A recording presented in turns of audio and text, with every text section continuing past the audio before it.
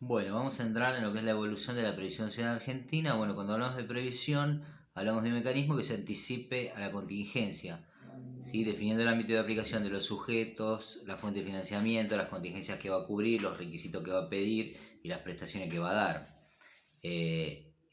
Bajo esta definición, digamos, podrían entrar, por ejemplo, las ART o lo que es riesgo de trabajo, pero particularmente cuando nos referimos a previsión social hoy en Argentina, nos referimos a lo que es el régimen jubilatorio.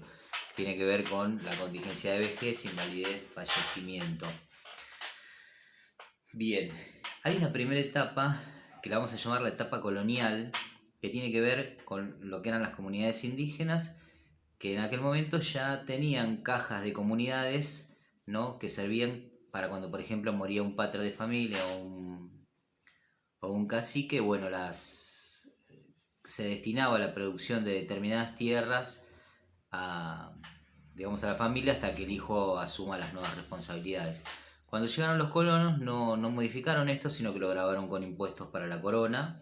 Y bueno, después trajeron de Europa la implementación de los montepíos.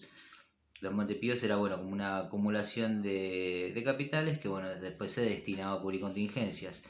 Existió primero el Montepío militar, donde se garantizaba la cobertura a los soldados que mantenían la corona, digamos, por su vejez, o cuando se incapacitaban o cuando morían para sus viudas.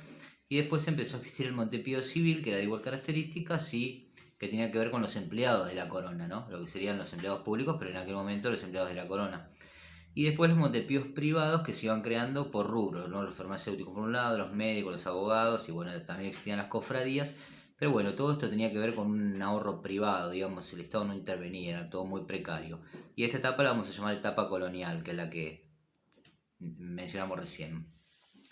Vamos a entrar a una segunda etapa de lo que es las jubilaciones en Argentina y le vamos a poner un punto de partida en 1810 y termina en 1904. Particularmente el 4 de junio de 1810, la Junta Provisoria le otorga a Juan de Almagro un beneficio de 1.000 pesos anuales de manera vitalicia por haber cumplido los 70 años y por haber prestado servicios a la revolución, digamos, ¿no? Era una contingencia de vejez, esta era la primera contingencia de vejez.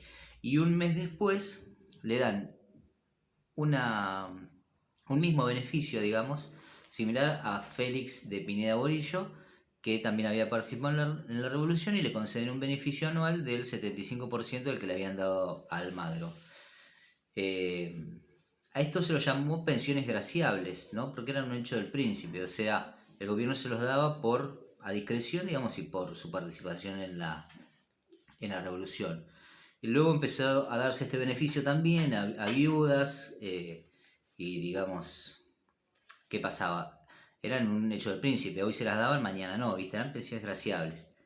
En 1812, para costear todas estas pensiones graciables, que eran puro gasto del Estado, no estamos hablando todavía de previsión, pero sí de jubilaciones que eran dadas por, por decisión del gobierno, empezaron a ponerse impuestos a las aguas ardientes y a otros productos para poder costear esto.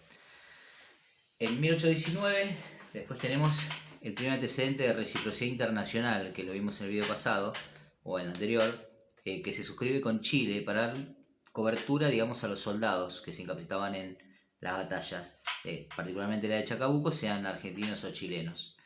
En 1822 se crea la Caja de Ahorro Postal, que tuvo vigencia hasta el 70, ¿no? Con el objeto de fomentar el ahorro.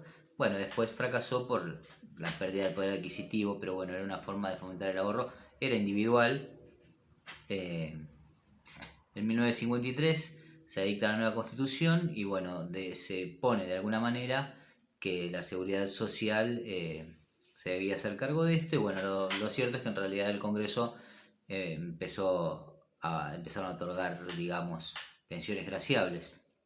En 1875 se dicta la ley 870 que da cuenta del primer sistema de jubilaciones que particularmente eran pensiones graciables porque no tenían un régimen de aportes previo y se le daban a los jueces cuando cumplían los 70 años.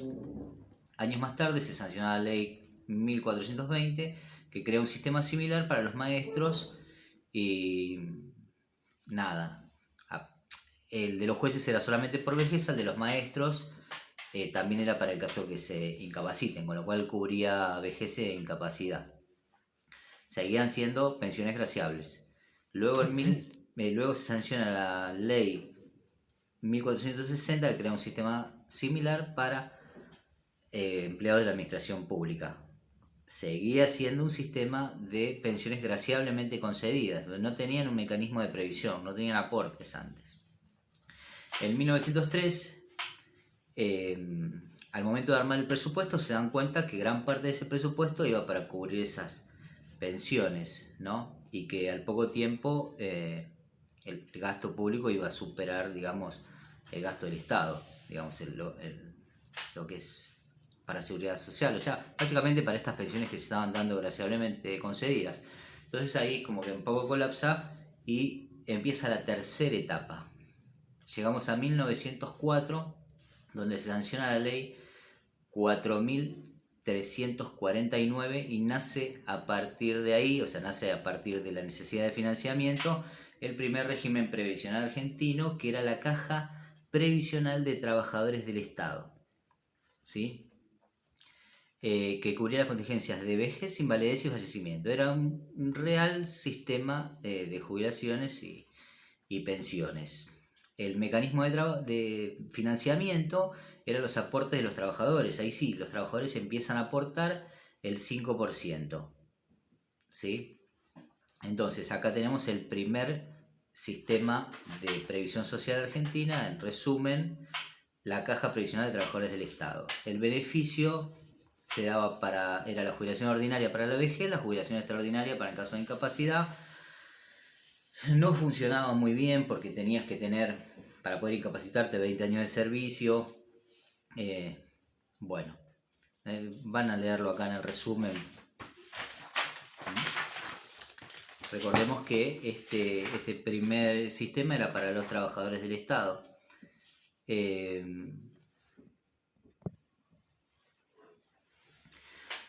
Bueno, estos trabajadores del Estado tenían una buena tasa de sustitución, lo vamos a ver después, pero ¿qué es la tasa de sustitución? Es la tasa que va a cobrar del salario la persona que obtenga la prestación de vejez. Es decir, hoy está en el 82, ya en realidad no está en el 82, pero bueno, por suponer, si de trabajador cobraba 100, la prestación va a ser la tasa de sustitución, por ejemplo, 80. Bueno, esta caja de previsión de los trabajadores del Estado tenía una buena tasa de sustitución, más o menos del 83% del salario, y para los casos de muerte o incapacidad queda una pensión del 70%. Esa es la tasa